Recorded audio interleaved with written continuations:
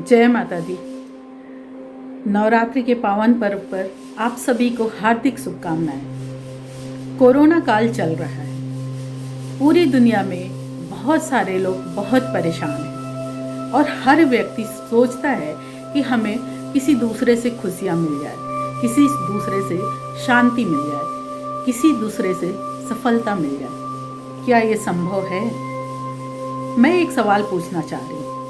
मान लीजिए कि आपको टेलीविज़न खरीदना है और आप किराने की दुकान पर जाते हैं और कहते हैं कि मुझे टेलीविज़न दे दो। क्या वो किराने का दुकानदार आपको दे सकता है? तो हम अपनी खुशियाँ, अपनी सफलता, अपने सारा कुछ जीवन का जितना भी हमें ज़रूरत है, हम दूसरों पर क्यों निर्भर हैं? आखिर ऐसी क्या वजह है कि हमें दूसरे पर निर्भर होना पड़ रहा है? क्या एक ऐसा व्यक्ति जो खुश नहीं है, जो प्रसन्न नहीं है, आपको खुशी दे सकता है? कोई ऐसा व्यक्ति जो स्वस्थ नहीं है, आपको स्वास्थ्य की बातें बता सकता है? कोई ऐसा व्यक्ति जो सफल नहीं है, आपको सफलता के रहस्य बता सकता है? नहीं ना। तो हम क्यों न अपने आत्मा का साक्षात्कार करें, अपने आत्मा से सवाल करें, अपने आत्मा से पूछें कि क्या कर सकते हैं, कैसे खुश रह सकते हैं, कैसे सफलता पा सकते हैं। हमारी खुशियाँ हमारे आत्मा पे निर्भर है, हमारे खुद पे निर्भर है, किसी और पर निर्भर नहीं है। आपको लग रहा होगा मैं ज्ञान दे रही हूँ, लेकिन ऐसा नहीं है।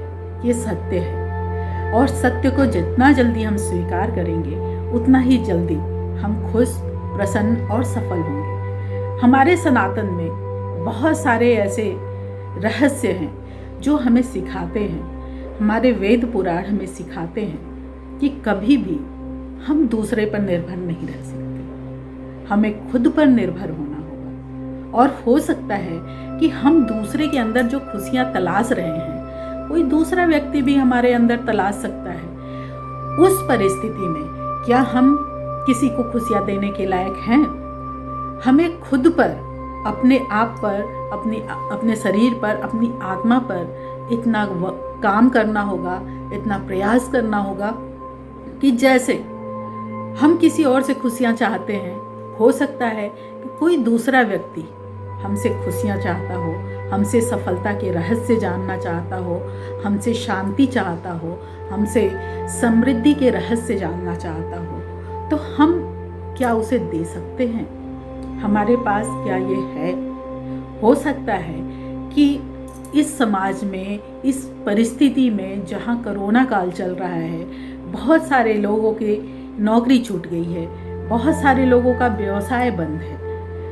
हो सकता है वो धन से समृद्ध ना हो, लेकिन अगर वो मन से समृद्ध हो गए कि आज ईश्वर की बहुत कृपा है कि ईश्वर ने हमें आज का भोजन दिया है, आज मैं हमारे सिर पे छत दिया है, आज हम उसकी वजह से स्वस्थ सांसें ले रहे हैं और पूरा दिन शांतिपूर्वक भगवान के भजन भक्ति में बिता ले रहे हैं, लोगों को खुशियाँ प्रदान कर रहे हैं, हंस रहे हैं, बोल रहे हैं, इसके लिए हम अपने ईश्वर को धन्यवाद दें।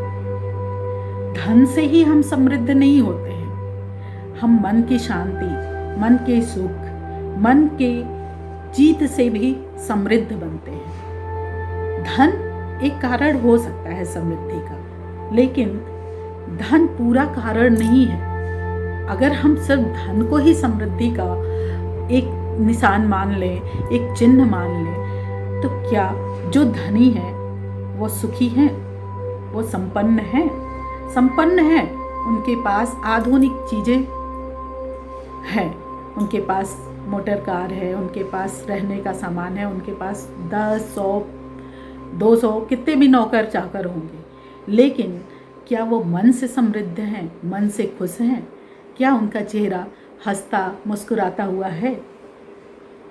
क्या धन से हम सुख समृद्धि तो पा सकते हैं, मुस्कुराहट भी पा सकते हैं, स्वास्थ्य भी पा सकते हैं। बहुत सारे ऐसे लोग हैं जिनके पास पैसे हैं, बड़े बड़े हॉस्पिटल में जा रहे हैं, फिर भी वो नहीं बच पा रहे हैं। उसकी क्या वजह है? अगर हम धन से ही स्वास्थ्य पा सकते तो फिर उन्हें तो बच जाना चाहिए, और एक गरीब जिसके पास पैसे नहीं हैं तो वो तो जीवित ही नहीं बचना चाहिए। लेकिन इस दुनिया में एक अमीर भी इलाज करके स्वस्थ होता है तो एक गरीब भी स्वस्थ होता है, और एक अमीर पैसा रहते हुए भी मृत्यु को प्राप्त करता है तो एक गरीब भी। भगवान ने सबको बराबर बनाया है, सबके लिए जितना दिया है बराबर दिया है। हमारे लिए सांसें दी हैं तो चाहे गरीब हो चाहे अमीर हो, सबके लिए सांसें दी हैं। और जिस दिन वो एक सांस रोक देता है, कोई भी दुनिया का डॉक्टर हो, कुछ भी हो, धन हो, दौलत हो, वो हमारी सांसों को वापस नहीं लौटा सकती। तो इसलिए जो सबसे बड़ा है, सबसे बड़ा जो कारसाज है, जो हमें देने वाला है, दाता है, हम उसकी शरण में रहें। नवरात्रि का पावन पर्व चल रहा है, हमें अपने इष्ट, अपने भगवान, अपने माँ, अपने परिवार का ध्यान रखना है और उनमें डूबकर उनसे प्यार करना है, उनके लिए जीना है, खुश रहना है और स्वस्थ रहना है। स्वास्थ्य के लिए अगर हम चिंता करते हैं तो चिंता कहा गया है कि चिता के समान है।